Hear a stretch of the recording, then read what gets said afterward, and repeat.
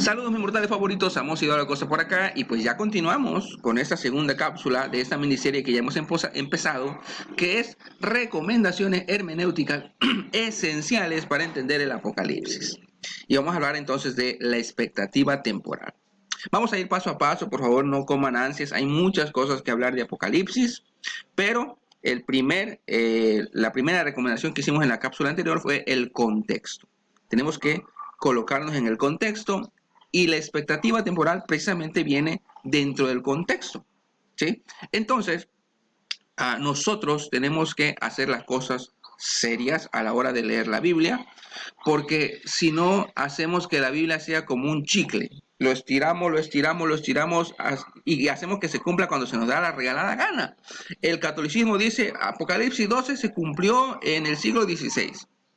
Y los adventistas estiran, así. No. Apocalipsis 14 se cumplió en el siglo XIX.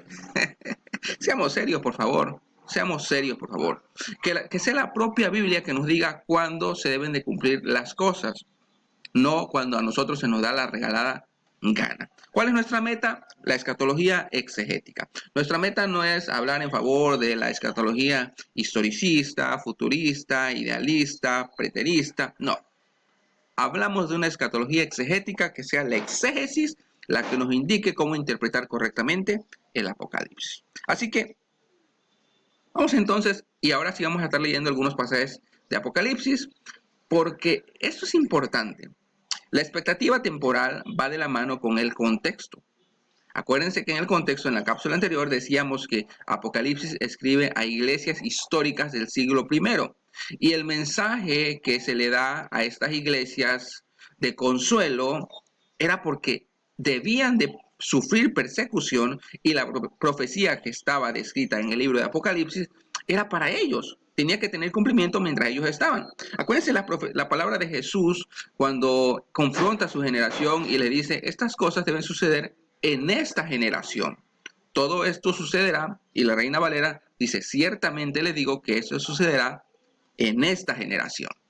Y esto mismo es lo que Jesús le dice ahora ya resucitado y glorificado a Juan el Bautista. Y reitera la prontitud de la profecía en su cumplimiento. Ahora, dato interesante. Juan enmarca la profecía, todo el libro de Apocalipsis está enmarcado desde el inicio hasta el final con una misma expectativa temporal. Veamos lo que dice los primeros capítulos, capítulo 1 y capítulo 3. Capítulo 1, versículo 1. La revelación de Jesucristo que Dios le dio para mostrar a sus siervos las cosas que deben suceder pronto. Capítulo 1, versículo 3. Bienaventurado el que lee y los que oyen las palabras de esta profecía y guardan las cosas escritas en ellas, porque el tiempo está cerca. Capítulo 3, versículo 10. Yo vengo pronto, retén lo que tienes para que ninguno tome tu corona. Vengo pronto. Interesante. A menos que nosotros tengamos otro concepto de lo que significa pronto, pronto sigue siendo pronto.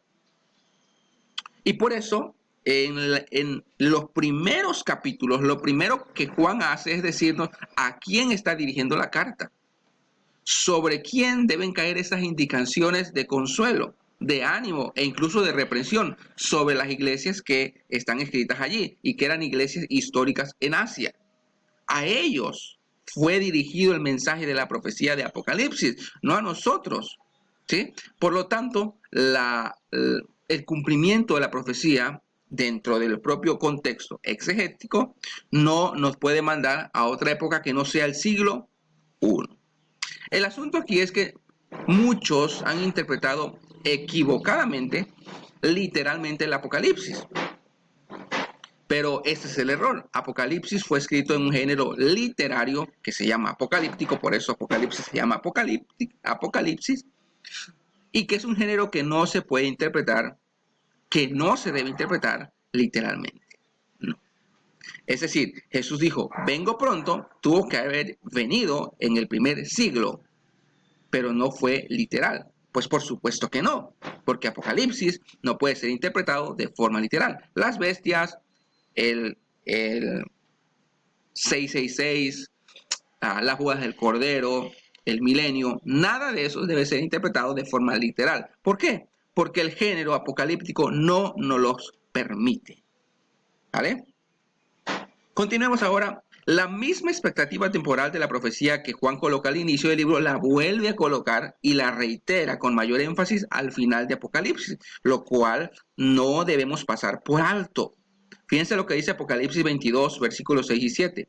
Me dijo estas palabras, son fieles y verdaderas, y el Señor ha enviado su ángel para mostrar a sus siervos las cosas que tienen que suceder pronto. He aquí, vengo pronto.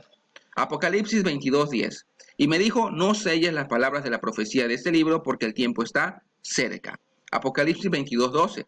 He aquí vengo pronto y mi recompensa conmigo. Apocalipsis 22, 20. El que da testimonio de estas cosas dice, sí, vengo pronto. Esto es interesantísimo. Juan coloca toda su profecía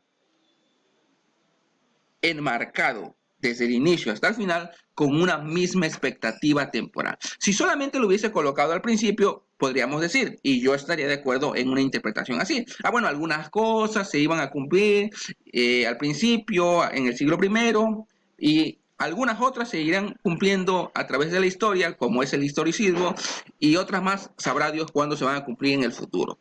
Pero, dato curioso, toda la profecía de Apocalipsis, Juan la enmarca o la encierra dentro de un marco temporal, dentro de una expectativa temporal, y todas dicen pronto, vengo pronto, el tiempo está cerca. Por lo tanto, debemos de buscar su cumplimiento en la prontitud del tiempo dentro del propio contexto histórico de Juan y de la audiencia de Juan. Lo cual, cuando conocemos la apocalíptica como género literario, nos vamos dando cuenta que como las cosas no se pueden interpretar literalmente en el género apocalíptico, muchas cosas ya se cumplieron. Pero eso es cuando entendemos el género apocalíptico.